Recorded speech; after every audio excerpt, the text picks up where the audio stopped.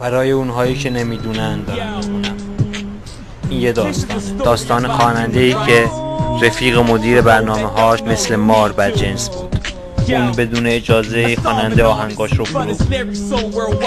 اون خواننده آهنگش رو توی مغازه دید. اون مار ایدهش رو ازش دزدیده بود، اما چون حقوق خودش رو میدونست تونست از خودش محافظت کنه.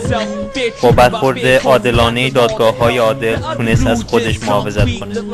بهتر بلند شید و جلوی کسی که حقتون رو خورده بایستید. خودتون رو مطرح کنید. دفاع مناسب داشته باشید.